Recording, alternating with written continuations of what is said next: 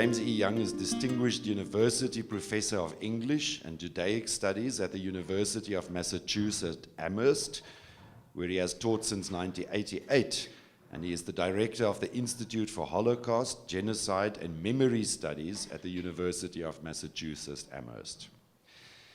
Professor Young is the author of Writing and Rewriting the Holocaust, 1988, The Texture of Memory, 1993, At Memory's Edge, After Images of the Holocaust in Contemporary Art and Architecture, 2000, and The Stages of Memory, Reflections on Memorial Art, Loss, and the Spaces Between, 2016.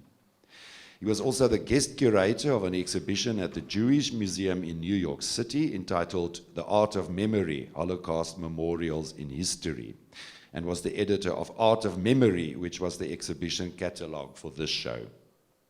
In 1997, Professor Young was appointed by the Berlin Senate to the 5-member Findungskommission for Germany's National Memorial to Europe's Murdered Jews, which selected Peter Eisenman's design, finished and dedicated in May 2005.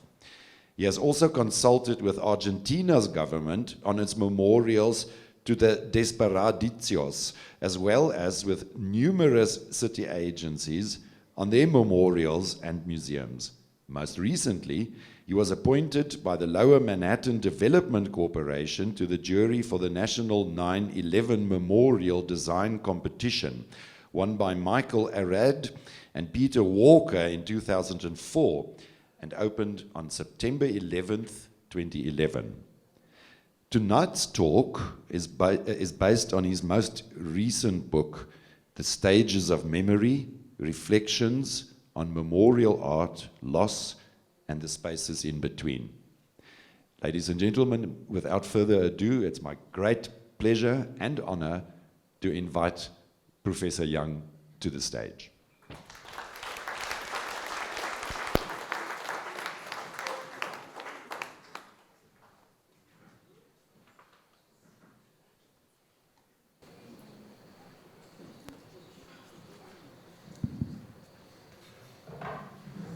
Everybody's reflected so well and nicely already on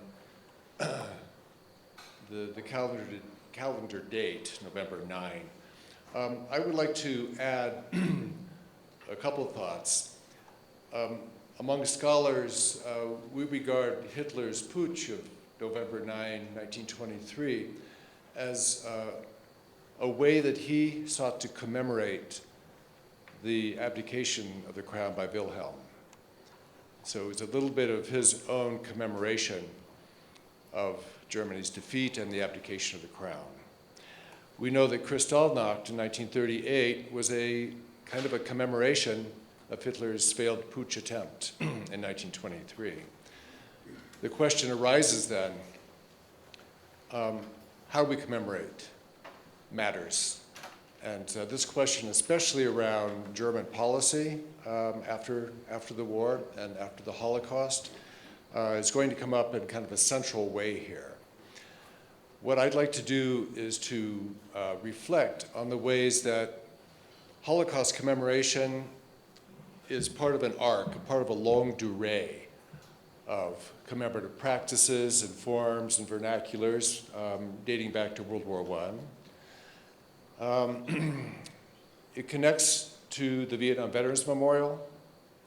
The Vietnam Veterans Memorial, we'll see, will be connecting to a post-war generation of German artists and architects who are struggling, still struggling, but struggling well with how to commemorate the Holocaust in Germany. And now we know that these commemorative practices have now informed memorial designs in the States, including the 9/11 memorial at Ground Zero. So I'd like to begin with the first question I had when we announced the winning design at Ground Zero for the 9/11 National 9/11 Memorial Design Competition. After viewing 5,201 designs from 63 countries over the course of 10 months, we chose Peter Walker and Michael Arad's design of reflecting absence, two gigantic voids located in the footprints of the fallen towers, each void with a further void at its center, with the water coming down the edges. The plaza is planted over with white swamp oak trees, which will grow taller and taller over time. And of course, the taller they grow, the deeper the volumes of the voids become.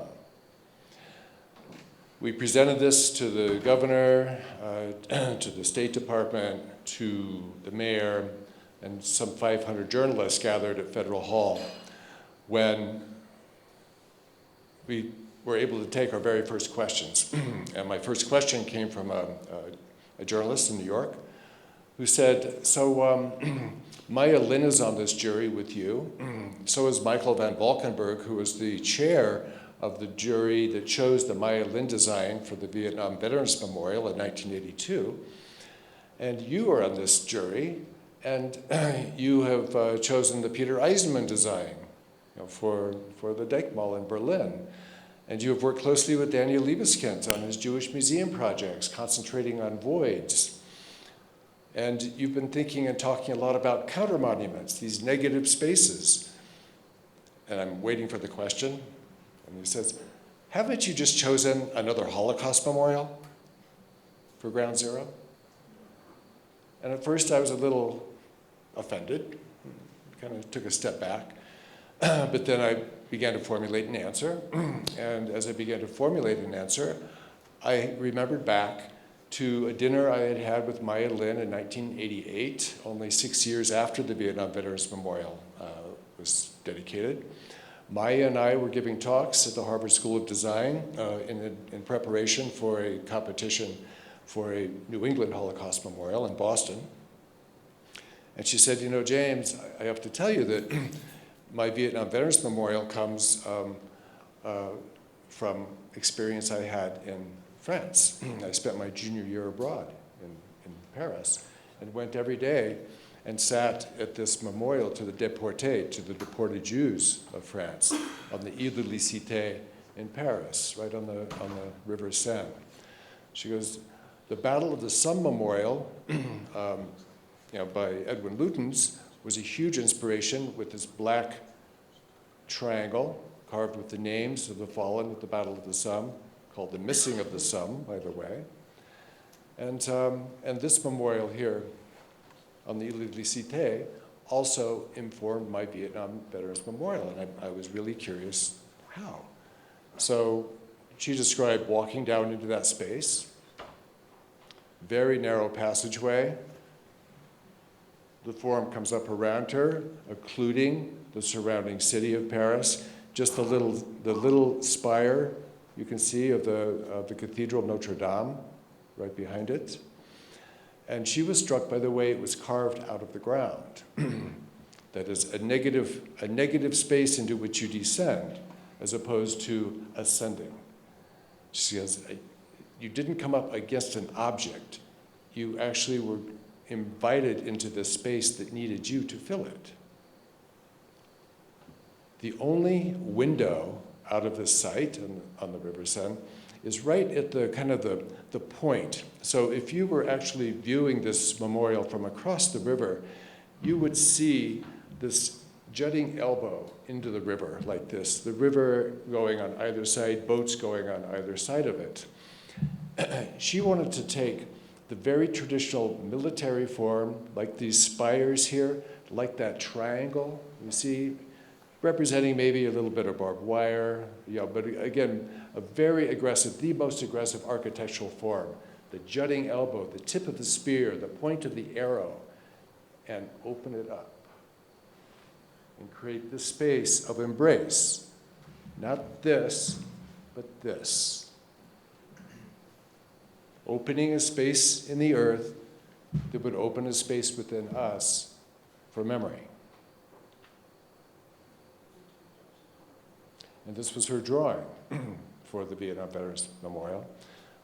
Not all the jurors got it immediately, but it was passed through all the stages until it was chosen unanimously as the winning design for the Vietnam Veterans Memorial. So now we have the Vietnam Veterans Memorial in Washington, D.C., inspired, at least partly, by a Holocaust memorial in Paris, as well as a World War I memorial in Tipol, France. She said she wanted to create a site by taking a knife and cutting into the earth and opening up the earth, a wound that cannot be mended. One axis points to the Lincoln Memorial, one axis points to the Washington Monument in Washington, D.C. The only forms, the only human forms here are the reflections of visitors, humanly proportioned, no gigantic overweening figures or statues of people, but just human reflections. Those who come looking for memory see themselves. These are the sole figures here. The names are arranged chronologically by the order in which the soldiers fell during the Vietnam War, not alphabetically. And for Maya, it was really important that this be regarded as a memory by perambulation. She said, I wanted to create a memorial that you walk into and out of, not a fixed monument, a memorial that has movement into and out of it. And in creating this memorial, it became very clear that she had also created now a way of thinking about memorials by counterpointing all the very traditional aspects of conventional memorial architecture, in which no longer do we have a gigantic object telling us what to think, no more big monoliths against which we come up and push up against, but instead a space that invites us into it. A negative space, a way of opening a wound that can't be mended. And this was an ongoing preoccupation, especially for Maya Lin, who wanted to articulate a memory of an event and a war that Americans, frankly, now abhorred and would like to forget. And a generation of German artists took notice. So this memorial proposal by Horst Hoheisel in 1995, in the first Denkmal competition, proposed taking the Brandenburger Tor and blowing it up, leaving behind a void, an open space. How better to commemorate the destruction of a people than by the destruction of the national monument of the people who destroyed? Rather than creating an edifice, he would now propose creating destruction. Don't remember destruction by construction, remember it by destruction. A void to remember the absence of the people who have been murdered. Johann and Esther Gertz, Johann, born in Berlin, German artist, Esther, his then wife, who was Israeli, proposed this memorial in Harburg, outside of Hamburg, a 12-meter tall lead-covered column that would sink. This was a memorial against fascism and for peace, kind of a generic Holocaust memorial in 1986 when it was dedicated. And here they invite the citizens of Harburg and visitors to the town to add their names to ours. In so doing, we commit ourselves to remain vigilant. As more and more names cover this 12-meter tall lead column, it will gradually be lowered into the ground. One day, it will have disappeared completely, and the site of the Harburg Monument against Fascism will be empty. And then, I think the most important line in maybe any German memorial to this date, and one that I'll show you how Joschka Fischer later noted, in the end, it is only we ourselves who can rise up against injustice. Let's not ask our memorials to rise up against injustice. We have to rise up against injustice. What if the memorials we're making are substitutes for action? What if they take the place of what we need to be doing to intervene? And this is this generation's greatest fear and the seed of their hatred against the conventional monument, especially in light of the Nazis' own fetishization of monumentality. You know, for them, this was, you can't commemorate a people murdered by fascists by replicating fascist architecture. You had to go somewhere else. And so this is what they wanted to do, is to counterpoint all the kind of very conventional memorial mandates. Instead of remaining firm and permanent and perpetual, it would go away. Instead of remaining pristine, it would invite its own violation like people adding their names to it. And over time, it would disappear, leaving a space in the landscape for those who come looking for memory, not taking its place. Both Horst Hoheisel and Jochen Gertz and Esther Shalev Gertz were well aware of Maya's design for the Vietnam Veterans Memorial in 1982. These memorials now are 1986, and Horst's other one, 1995. So at first, of course, the local citizens added their names very neatly, but before long, it became kind of a trap for graffiti and swastikas. And Jochen Gertz and Esther Shalev Gertz said, of course, doesn't every memorial just reflect back to you your own preoccupations? Isn't even the swastika a signature? And of course it is. The mayor was outraged. He said, let's get rid of this thing. And the artist said, you are. Just come fill it up with signatures and it will go away. And of course it did. Dedicated in 1986, some 12 sinkings later, and it did go away. And Norbert can tell us exactly what date it went away. November 9th, 1993. Of course. Couldn't be any other day. That was, so during the Denkmal competition, I was asked by members of the Bundestag, what do you think our national date should be? And I could just shake my head. And I said, you're not going to want to hear this, but you already have a national date. It's November 9th, whether you like it or not. But of course, the national date became the date of reunification, which is as it should be. But then I talked about that history of the date and how that weird negative center of gravity seems to pull into it all these dates in German history. Jochen Gertz went to Saarbrücken, where he was invited to lead a class on making monuments and making memorials.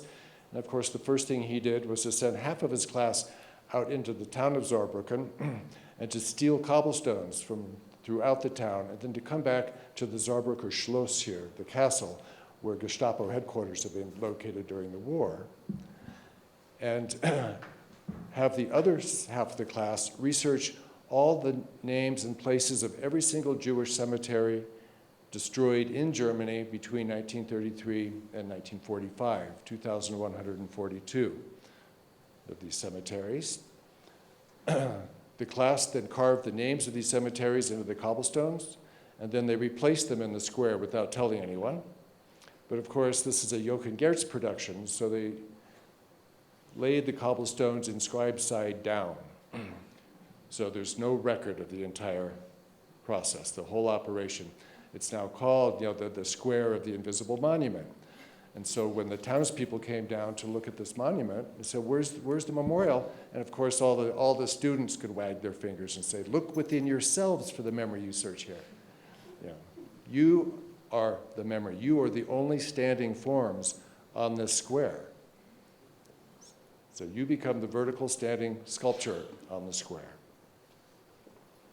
Horst Hoheisel won a competition to rebuild, actually, the Aschrotbrunnen, a fountain donated by a local Jewish philanthropist to the city of Kassel in 1911. And he proposed taking the original sculpture and its form, which was destroyed by the Nazis in 1938 as the Jews' fountain, and build it upside down. This is his model here, so that water would flow down, you would see the reflection of the memorial in the water below, but you, he said, would become the only standing things here on the square. You become the memory for which you search on this site here. And again, it was working. This is 1986. He did not consult with Jochen and Esther Shalev Gertz. He did not consult with Maya Lin, but they're all thinking in the way. There's a preoccupation. And remember the question that kind of elicited this much faster kind of repetition in my mind as I was trying to answer the question. I answered the question with these things in mind because I said, the fact is, no, it's not a Holocaust memorial here at Ground Zero in New York City, but all of memorial art and architecture have certainly been inflected by the Holocaust, and the new generation is absolutely aware of forms that articulate voids and absence and irreparable damage. Damage that cannot be repaired, cannot be fixed, cannot be domesticated. Leave the wound open and not mended. Leave the spaces open and not filled. And the question that arose was, how then do you articulate a void without filling it in?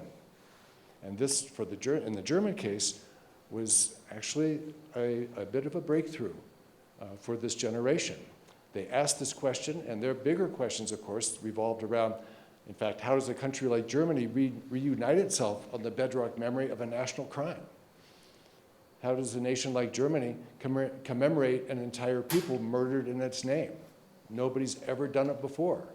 And yet this generation was trying to do it. And they were now establishing a vernacular that was allowing others in the States. We have now a whole generation of memorials to African-American history that I think would not exist without this German generation's lessons in many ways. South Africa has its questions around the Rhodes Memorial, and I think the answers are going to be found in Germany's approach, or the German artists and architects' approach here in Holocaust memorials. So my answer to the journalist was that, no, it's not a Holocaust memorial, but now anytime we're asking these difficult questions of history, we have to take care to remember the absences left behind, the missing, and the voids left behind by this destruction, and not propose mending this or merely consoling us, with beautiful domesticated forms. Sorry. So Misha Ullmann, in a similar vein, this was probably right around 94, won a competition for the Babel Plots Memorial to the book burnings, Nazi book burnings of May 1933. He proposed a memorial he called Bibliothek. There's a window into it in the center here, and then two steel tablets. One steel tablet described the book burnings themselves, and the other steel tablet just includes a prescient statement from Heinrich Heine from the 19th century. Where books are burned, so too one day will people be burned as well. People flock over to look into the window, and of course, in the Babel plots, they become the only vertical forms. Everything else is horizontal and into the ground, and this is what they see when they look into the memorial. A room of empty bookshelves. The books didn't come back. They were burned. The authors didn't come back. They were burned too, many of them.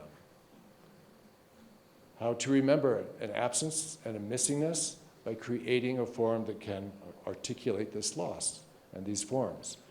And I have to say that I walked over the Babel plots every day during our intense deliberations for the Denkmal, so that even I too was being informed by this as a juror. I mean, you just can't help it. I'm going to skip over this one for now. It's an amazing memorial by Rachel Whiteread, who uses material as an index of absence. She also, her Viennese memorial to the Europe's missing Jews on the Judenplatz here, would take the space between the books on a shelf and the wall and turn it inside out into a pretty amazing cenotaph. And there's a whole other story around this particular site that I tell at Memory's Edge that I won't go into here. An American artist went to Berlin in 1990, not long after the wall came down, and was struck by what he didn't see. He didn't see any sign of the Ostjuden who lived in this Scheunenviertel neighborhood in Berlin. He went to do research and found hundreds of photographs of Jewish booksellers, of Jewish bookstores, of Jewish theaters, bakeries. He made slides out of these archival photographs, and then at night he went back without telling anybody, and he projected them back onto the original site where the photographs were taken in order to animate an otherwise completely amnesiac building. There's nothing intrinsically in these buildings that we'll remember until we project our memory back onto them.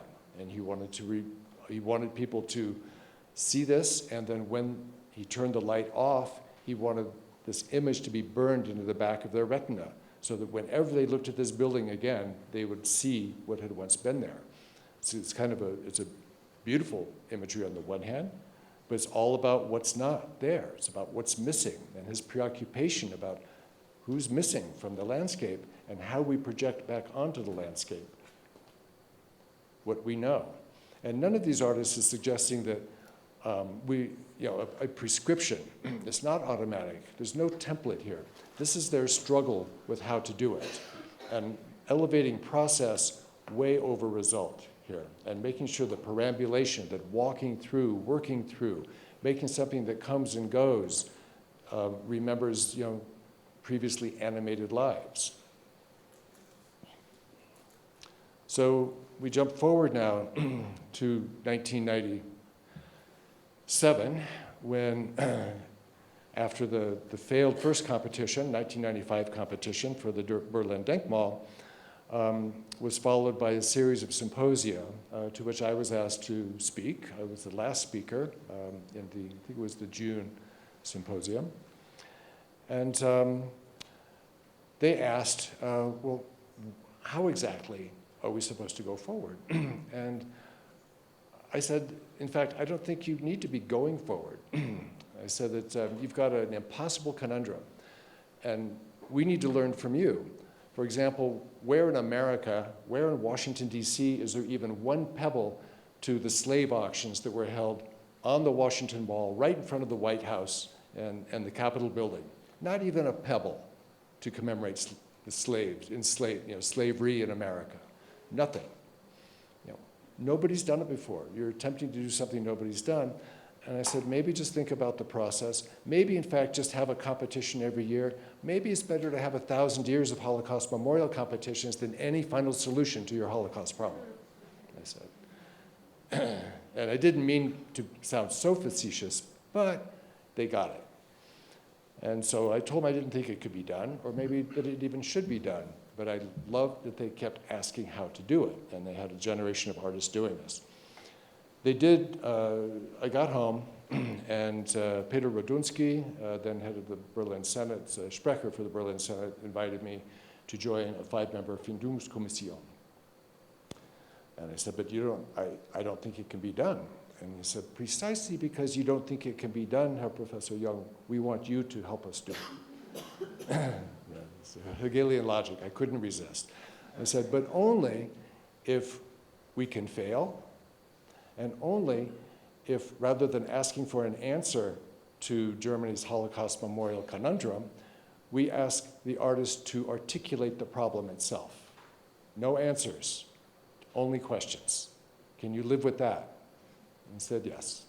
And so we 5 were appointed. We invited only 25 artists, which I was against. When we first sat down, they said, James, why can't you just get Maya Lin to come do this for us? There would be no Maya Lin without an open, blind competition. That's what you want to do here, too. But they didn't. They were losing patience. And we did invite 19 submitted proposals. The final the 3 finalists were this design by Daniel Liebeskind. We liked the way that he kind of trespassed and went into the Tiergarten there with that left point going right to the Goethe bust, Goethe monument. It was very clear this is a breached wall. We feared that in 50 years, people might think this was a remnant of the Berlin Wall. We liked the breaches, we liked the breaks. It was even pointing back toward his Berlin Jewish Museum design. We liked even that he purported to be articulating one of the voids in his Jewish Museum design. That was okay. But we didn't like the idea of a single man doing all these memorials for Berlin and for Germany. I really wanted a German artist in there personally. This one was a great piece by a German artist, Gesine Weinmiller, a young Berlin artist at the time, who proposed, again, in an echo of the Vietnam Veterans Memorial, a descent down into this space, scattered with 18 segments of limestone blocks, reminiscent of the Kotel, the Western Wall in Jerusalem. And we noticed as we walked along the parapet and got to that right-hand corner that these seemingly randomly arranged blocks turned into a decomposing Jewish star. And as we continued walking, it fell apart. So a composing star, a decomposing star, which we liked because she hadn't told us about it, but then which we worried would be a little bit of a gimmick. And so we debated this. But we did come to choose that one and this design by Peter Eisenman as two finalists. This design by Eisenman was together with Richard Serra at the time, a great American sculptor. And we began asking for changes. There were public debates, public presentations, and it was clear the German public was coming down solidly on this side. And the more we talked with Eisenman, the more he agreed to scale down this design. The model was of 4,200 Stelle, ranging up to 7, 8, 9 meters, the tallest ones, the lowest ones being ground level, which we felt would be dangerous. We liked the suggestion of danger, but we didn't like the literal fatal possibilities of kids running out over the tops of these and falling, or people getting lost forever inside this sprawling, 20,000 square meter site. Lots of people thought it should be best just to leave it empty here. This is a nice little picture pointing out where this site is located, just on the east side of the Berlin Wall, right next to the Brandenburger Tor. If you follow the DDR flag pole right to the tip, that's right where there's a little parking lot, now, but that's right where Hitler's bunker was, and that's right where the Red Army found Hitler's remains, burned remains, which are now marked. They weren't for many, many years. It was a no man's land, and in 1989, struck Helmut Kohl as like the perfect site for the Denkmal. Eisenman scaled down the Denkmal to 2,711 Stelle. He planted trees around the edges to soften it. They were now maybe 2 or 3 meters tall at the tallest, so that you could mostly walk in and among them and see other people. Although I discovered when I went down when it was under construction that many are still so tall you can still get lost. And this was meant to be an animated version of the traditional cemetery. Not traditionally straight lines of military rows of tombstones, but one like a waving field of wheat, which is of course computer generated here. When he presented this design, his partner, Richard Serra, took himself off the team. He said, if you do this, it doesn't have my logic. I build dangerous objects, torqued ellipses, which sometimes fall over. And so that's great, but we can't have a fatal Denkmal in the middle of Berlin. So he left the project, and Eisenman was happy to take it on his own. It became very much of a political football, but it was now, construction had now started, but here I want to kind of finish the Jochen Gert's line, Jochen Estershalev Gert's line, said, only we ourselves can rise against injustice. We chose this in 1998. We recommended to the Bundestag to build this memorial, to build a place of information underneath it, and to establish a foundation. And that was our recommendation, and they voted on it, and they voted for it. Elections were, it was right in the heat of elections. Michael Naumann, the designated culture minister, and Gerhard Schroeder, who was heading the party, hated this memorial. They thought it reminded them more of Helmut Kohl and Helmut Kohl's process than the memorial. The SPD ended up gaining a plurality in the 1998 election and went on to form a government. But when they went to form a government, the only governing coalition they could put together would include the Green Party. It would be a red-green coalition. Joschka Fischer, head of the Green Party, agreed to join the coalition, but only on the condition that the Denkmal be built. Schroeder, poor Schroeder, had to now swallow this memorial, had to make it his own, but he had the right man in Joschka Fischer. Joschka Fischer knew exactly what he was doing, and he declared that, of course, we have to have the central Denkmal, and not only that, we need to use it as a spur, not just to memory, but to action. And he invoked this in June 1999, when for the first time since World War II, the German Air Force joined the NATO bombers and fighters to bomb Serbia on the eve of what would have been a certain genocide of Kosovar Albanians by the Serbs. It was going to happen. Everybody could see it. Nobody had acted in Bosnia-Herzegovina. Nobody had stopped the Serbs at Srebrenica. And Fischer announced that he will now amend the German Constitution. It will be a breach.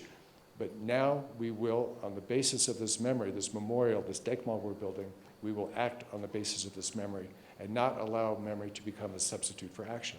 And so they joined the Air Force, and they bombed the Serbs in Belgrade on Easter Sunday, 1999, just as they had done in 1943. This very strange, return, but now as an intervention against genocide. Horst Hoheisel, a very close friend, the one who had proposed blowing up the Brandenburger Tor, how could you not love somebody who proposed that, told me the story of coming out of Buchenwald, where he had installed the Warm Memorial, a memorial to mark the very first little memorial that the survivors of Buchenwald had built for themselves and their lost comrades. And he put a warm cement block there to commemorate this first memorial, heated it to human temperature, and so that you could touch it. He even took President Obama there. But he was coming out of visiting there in June 1999 when he and Volkart Knigge, the director of Buchenwald, heard a roar overhead. They came out and looked up and saw a formation of German warplanes coming back from the east, coming back from Serbia. And as they didn't know Knigge and Hoheisel were watching, but as they came back over, this formation, in formation, tilted its wings twice at Buchenwald as they flew overhead to acknowledge that they knew why they had just done what they had done. And I'd only heard that. I heard it both from Horst and from Volkart Knigge. I'd never seen it written up. I finally did write this up in my catalog raisonné I wrote for Horst Hoheisel last year. But they understood that. These artists understand it as well. And this is like at the very heart of the memory process in Germany today. So this memorial was completed and dedicated in 2005, as you see. And it's the decorum and things are a little bit controversial. There are signs asking people to observe kind of a polite decorum here. But the other part of this design that works so well, there's a fantastic place of information built underneath, a small museum in 4 large rooms. And it was designed by the German exhibition designer, Dagmar von Wilken, who proposed allowing the illusion of the Stele to drop into this space in order to create the sense of a kind of a yin and yang, this completely abstract field of stones above would now seem to drop into the historical space and find itself anchored in hard history. Abstract memory anchored now in hard history. Hard history supporting the abstract design above. And so you have the space below now being shaped by memory, even as the place above is now being anchored in hard history. And it's a wonderful conception, quite brilliant. And I can say that the 9/11 Memorial Museum in New York City has taken its cue from this as well by building this museum underneath and allowing the abstract design above to be supported by hard history below. And of course, the kids do run out over the tops, just as we said. So going to jump from here to 9/11 and show you now how the Holocaust vernacular has resulted in not a Holocaust memorial, but in a form that both remembers loss and regeneration.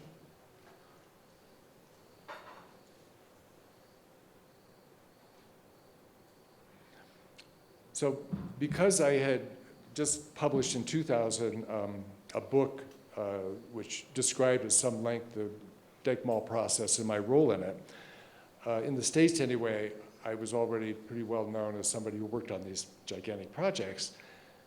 And so, unfortunately, within a week of the attacks, September 11th, 2001 attacks, I was called by both the governor's office and the mayor's office in New York City, who asked me to come and tell them what to do. I said, it's not how it works. You know, how do we memorialize this event? I said, it's not memory yet. It's ongoing history. It's unfolding. You have to step back. In fact, you have to re-envision the entire idea of the memorial. I said, don't think of the memorial as that end result, as that thing at the end of the process.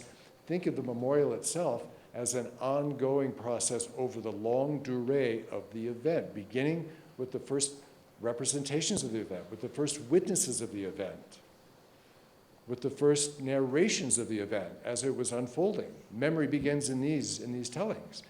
You need to include what I call the stages of memory in your 9/11 memorial. And this includes as well the candlelight vigils on the first night. It includes the posters that went up, the flyers that went up all over the city, thousands of them, reading, you know, have you seen my daughter? Have you seen my mother? Have you seen my father? Have you seen my brother? Missing. All of these posters noted missing. And I told the mayor's office, I said, the only people who know what this memory means right now are the ones who lost somebody, the families who had loved ones who didn't come home that day. They're the only ones, and they're still missing. And that's what they know.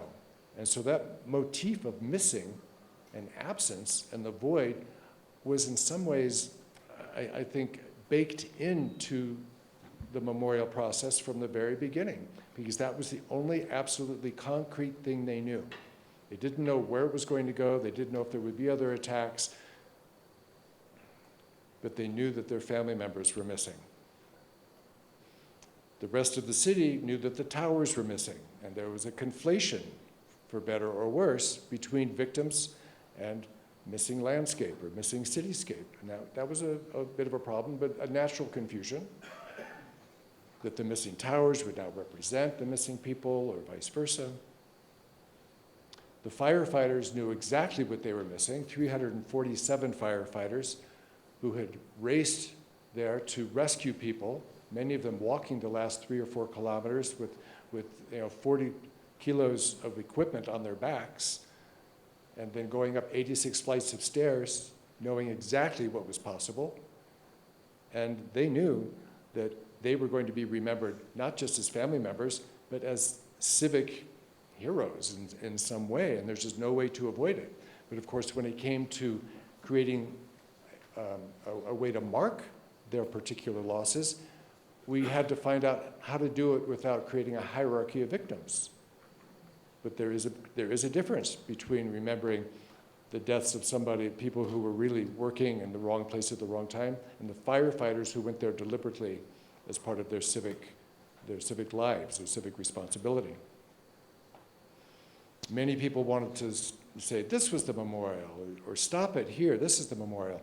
And of course, at this point, all kinds of people are recommending, no, it's ongoing, this is a process, you don't stop here, you don't stop here, you don't even stop with this, it's ongoing. And so within the first year, the ongoing cleanup, would continue. This particular cross, it's kind of iron cross, the firefighters like especially, and it was in fact salvaged and saved and will be returned to the perimeter of the Memorial Square sometime next year.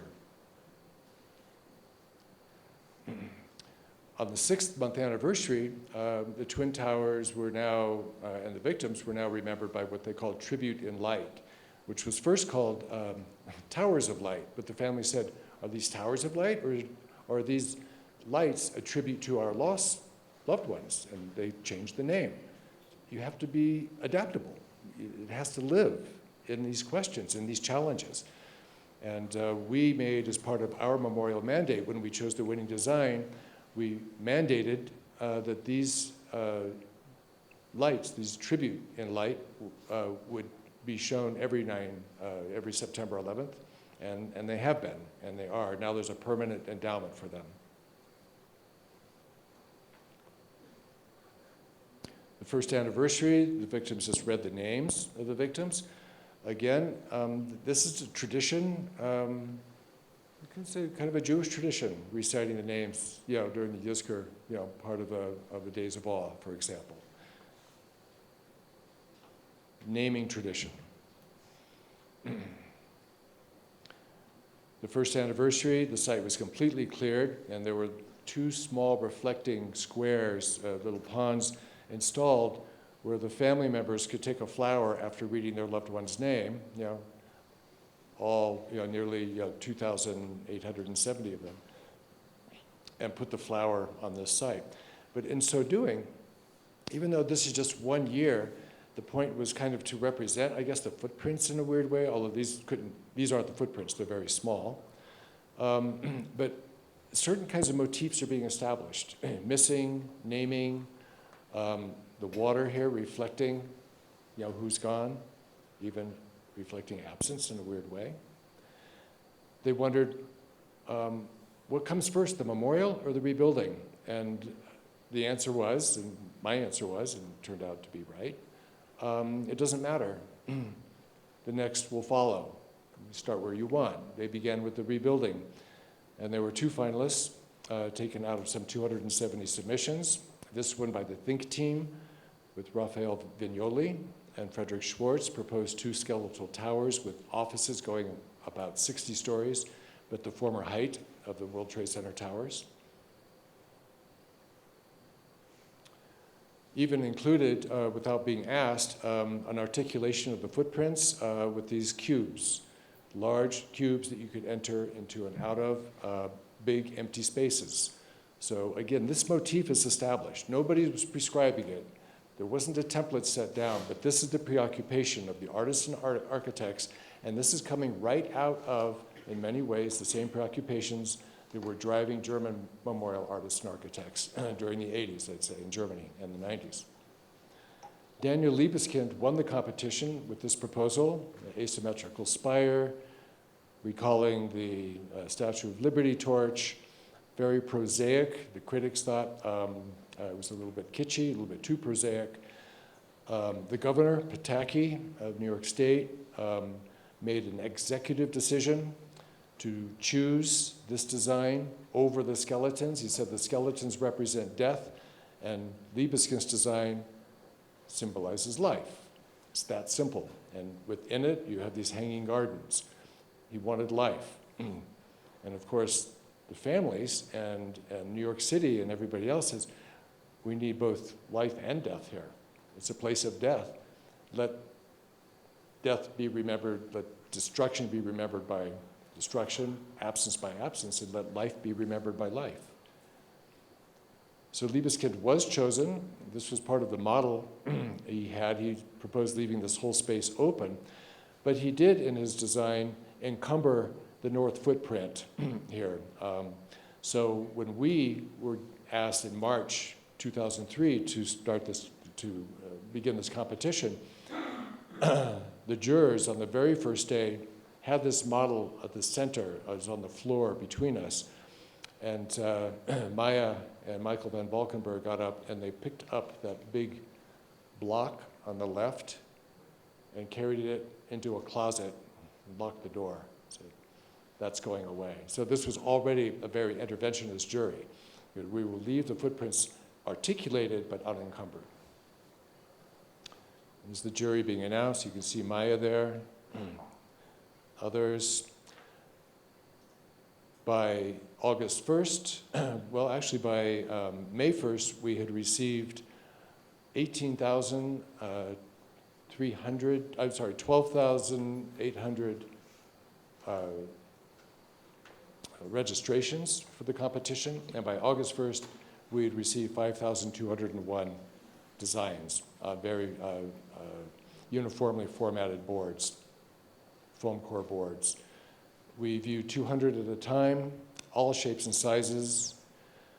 Part of our review job was to meet 3 times in a public setting with the victims' families, where for 3 or 4 hours each time, each meeting, they would pass a microphone and just tell us the stories of their lost loved ones. We just needed to be informed by loss. That was our job. not to draw conclusions, not to concretize, just be informed by the loss of these families. We had weekly meetings with the mayor of Bloomberg here during the process.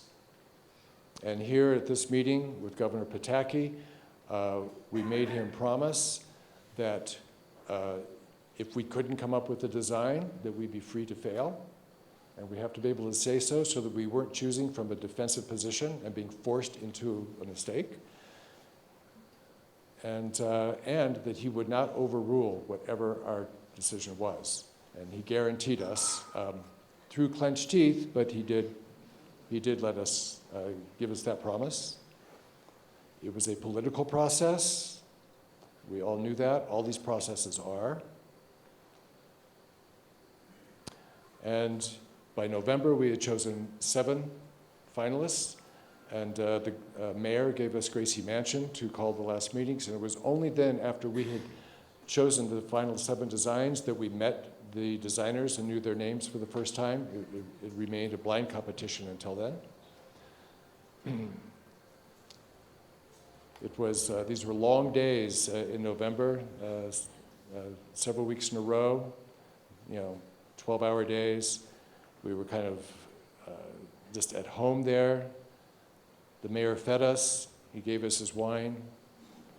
It made all the difference. And we ended up with 3 finalists. 3 finalists which were informed, in fact, by trends right now in Holocaust Memorial design.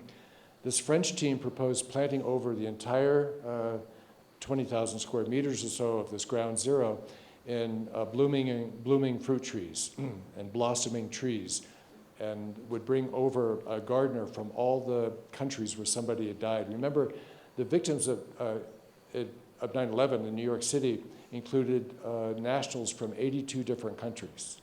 1/3 of the victims were foreign nationals. We loved this design. They wanted to articulate the footprints in a millefleur garden, a wildflower garden. We loved that. But then they began getting more and more complicated. They wanted to create many levels here with lights coming up. They wanted to put a vitrine, glass walls around the wildflower gardens and allow only family members into the gardens, which is completely horrible. We asked them to take it away and they wouldn't. So again, it's a lot of pushing and pulling to see if we could get what we like. But the pastoral elegiac tribute we loved, locating death in the cycle of life. There's birth, there's full life, bloom, autumn, and then dormancy. And we love this design. And it reminded me, as I told the other jurors, of these places in Poland, small villages in Poland, where the center of the town has a completely unexplained circle of forest and bramble right in the middle of town. And these places are where the Jewish, the Jewish section of town had been. These homes had been first occupied and then burned down, but it was regarded as kind of a profane site, and they just let the brush and trees grow up. But those became green memorials in this weird way in about a dozen different Polish villages that I know. And so I talked to them about this, and so we like this tradition. The number 2 finalist was this proposal by a German team, in fact, the Korsmeier team, who proposed a memorial cloud, quite spectacular, but so spectacular, and especially in the way it may have echoed the Santiago Calatrava Transit Center design right next door. Glass tubes focusing on the names below, letting light come down. But the place above would be very inhospitable, especially in the summer and winter. And in the spectacle, I worried, and others on the jury worried, that this would be so eye-catching that it would completely take us out of ourselves, as opposed to returning a space within us for memory. This is one of those spaces without what I call an intrinsic memorial logic. It had beauty and spectacle, but no memorial logic into it, something you push up against. And so we chose this design by Michael Arad and Peter Walker. And I will finish with Michael Arad's reflections here.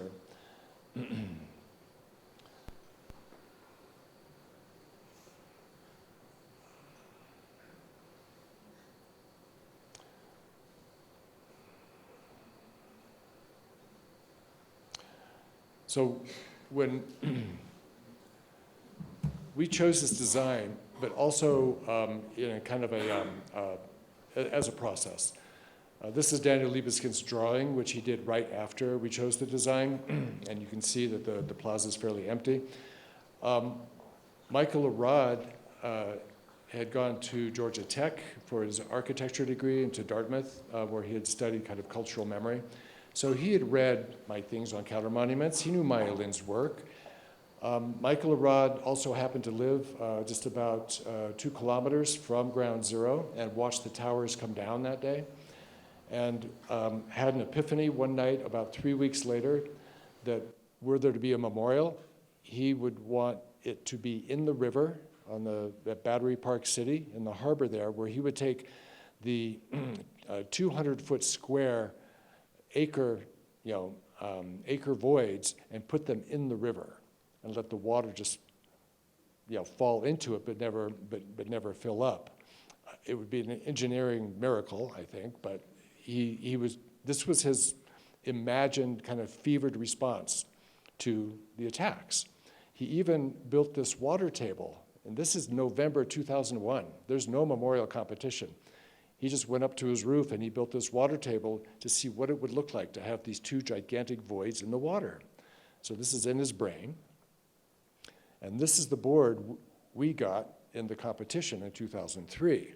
So he moved it from the river to the site, which was part of the conditions, and created these 2 huge voids.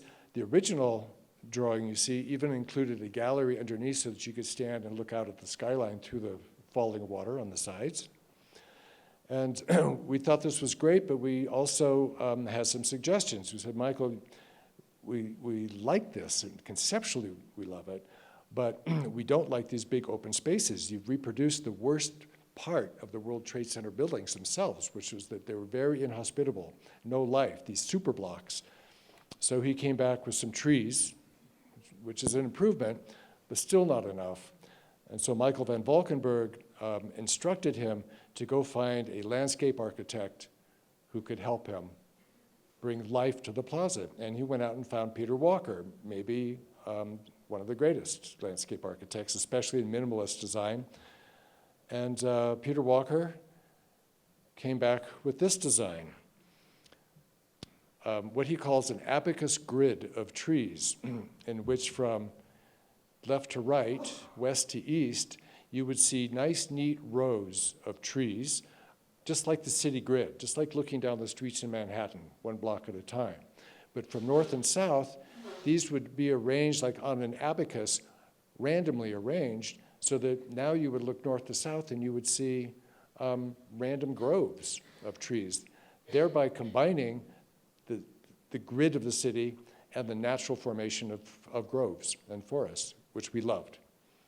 And so we took this design, and they began planting the trees immediately. This was a computer generation of what it would eventually be. 1 year before the dedication, on the 10th anniversary, was this 9th anniversary dedication. Many of the same images coming up here, and then on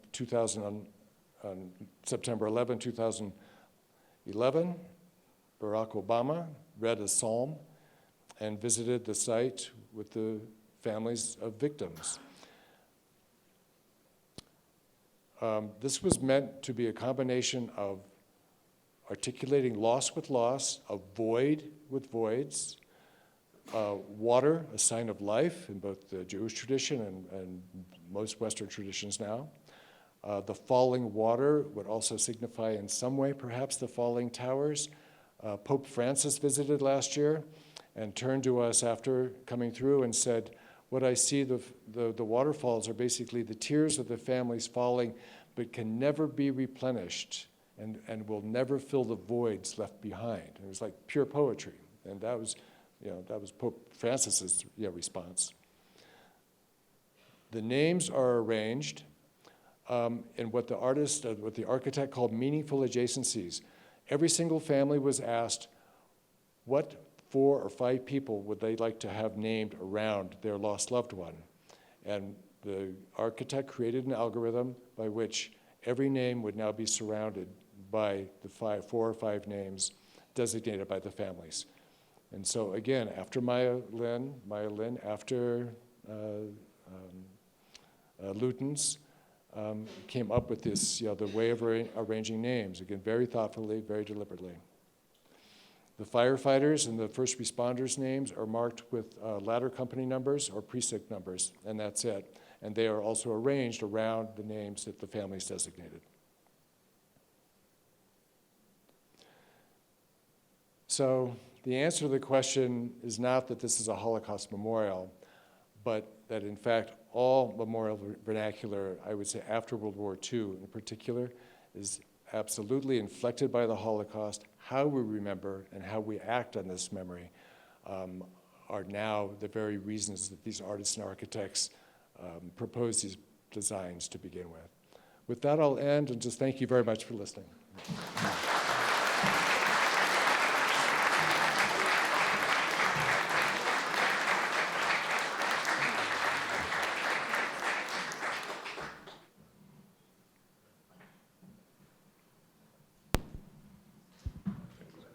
Thanks very much for an absolutely fascinating talk. I'm struck by the fact that the Holocaust memorials you talk about, the earliest ones are in the 80s. The big one in Berlin is late 90s. There was an internal discussion in the West Berlin city government in the 80s, which was not really reported on, but which seemed to indicate a desire to keep this big thing out of the center of the city. There was the opening of the house at the Wannsee to commemorate the Wannsee conference, and a sort of decentralization of memory. And I wonder whether you'd say a few words about that in connection with a decentralization which is a personalization, the Stolpersteine. Sure. Which, interestingly, and this is my last sort of sentence, Munich has refused to do, not least because the Jewish community in Munich doesn't like them. I was against a central memorial like this from the beginning of the discussions. I wasn't a big fan of the original proposer, Lea Roche, who along with Eberhard Jekyll, who was an historian I liked and admired. But they originally proposed this in the mid-'80s.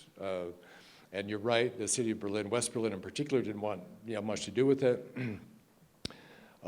Some said, well, we already have it. We've got the Neue Wache Memorial, and Helmut Kohl took the Kollwitz, Pietà, and put it there to remember all the victims of war and violence, and thereby remembering nobody in particular.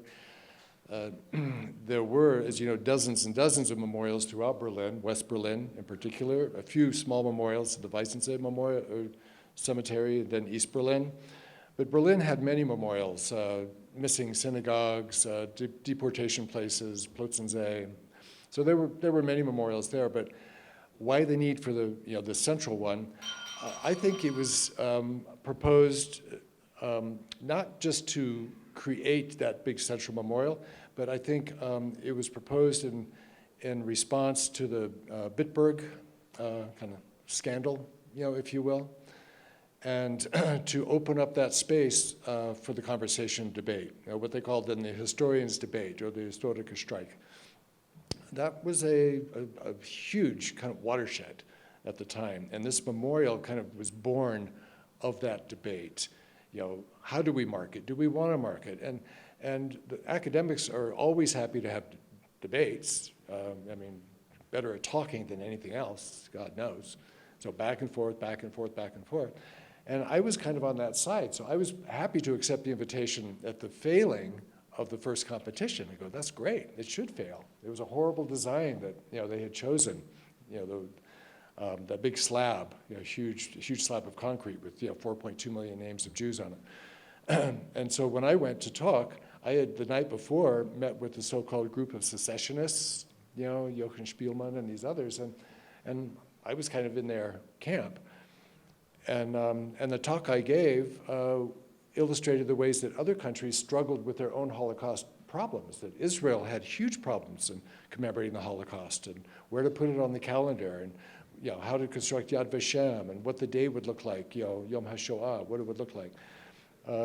The museum in Washington was hugely debated and completely controversial, and those debates were important. In Poland, to this day, the debates rage.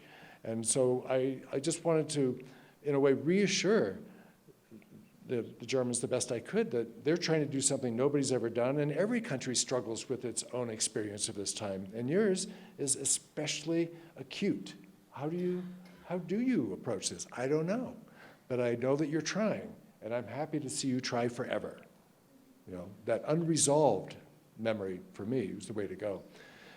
Take care of your Denkmal, the memorial sites at Dachau or Buchenwald or wherever it's going to be. You have sites all over the country. Take care of these. But then they asked if I would help, and it forced my hand. And for, in some ways, maybe even selfish reasons, I wanted to see what it would be like inside. It's interesting to write about, and I'd written several pieces for the FAZ and other places meanwhile, and now I wanted to see what happened. And so I accepted, but I accepted on the conditions that we might not find something, and also that we ask the question and not look for an answer. That was my condition for agreeing. So I think that tension is still there, and I think that it's not warmly embraced by everybody, and I think maybe even half the population is not so sure about it, even to this day. And I would say about half the politicians aren't so sure about it to this day. And is there a foolproof prescription? No. But if they observe a process and respect the process and leave that space open for debate, that's mostly when I'm pretty sure they'll get to where they need to get. And I think that's where they are now, and other debates continue. But it's become a huge site in Berlin, we know, and I only wish that the place of information were better marked so that people would go there, because I think only about maybe 20% of the people who go to the Denkmal actually even know that there's a place of information underneath. And so, but these things can be tweaked over time. But it's a great question, thanks.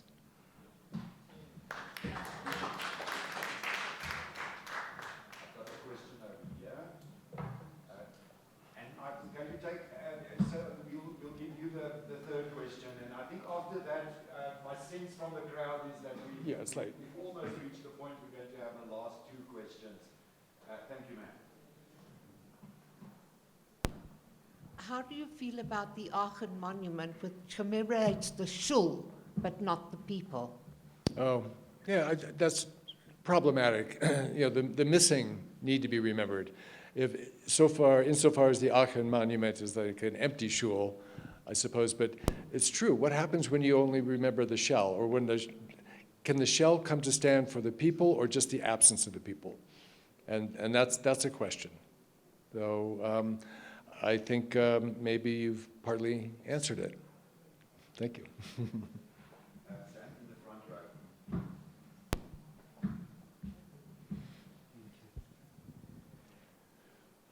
The collaborations in all these memorials and monuments is quite incredible. Daniel Libeskind was the architect of the Berlin Holocaust Jewish Museum, as well as the New World Trade Center. The original one, but as you see, it's evolved so that his imprint isn't very evident anymore on the new World Trade Center tower. It's true. You said that it almost sounded like a criticism when somebody said this is another Holocaust memorial, the two pools. The fact that Daniel Libeskind is Jewish, and I think that the the design for the pools, I seem to recall that I think the guy's Israeli. Israeli born, now American naturalized. Okay. Was there any kind of backlash that both the new tower as well as the memorial are designed by Jews? No, not in the States. I mean, I think there are conspiracy theorists around the world, who might go there. But in the States, I mean, and abroad, there's a generation of Jewish-born architects. I mean, coincidentally, whether it's Frank Gehry or Santiago Calatrava himself, among many of the most well-known deconstructivist architects, even like Peter Eisenman. There is a preoccupation, with the deconstruction as a response to the Holocaust. So it is in their brains. And not all of deconstructivist architecture is embraced or loved by other architects. It remains kind of a fraught vernacular in that way. But no, there was no backlash against Liebeskind or against Jewish artists doing this, because there was a recognition that they may have been somehow more attuned to commemorating or articulating loss and destruction. But keep it at that implied level, as opposed to saying just because somebody's Jewish, they know how to do it, or if somebody's not Jewish, they don't know how to do it. A non-Jewish architect has won the Holocaust Memorial competition now in the UK, Ajaya.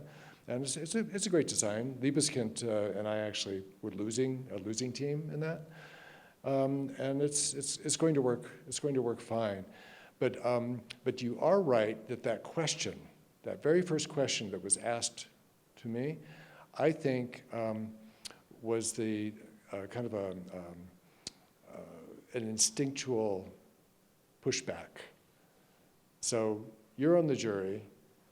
You've chosen Michael Arad. Michael Arad's work is indebted to you, Maya Lin, and Liebeskind, and Peter Eisenman, and Frank Gehry, and all these other people. Haven't you just chosen another Holocaust memorial? So I guess my answer is a long one, and in fact, my answer would be the entire presentation tonight, how we got from that question to where we are now. So I think if you still got the question on your mind, that's probably a good thing. I haven't answered it completely. It's good.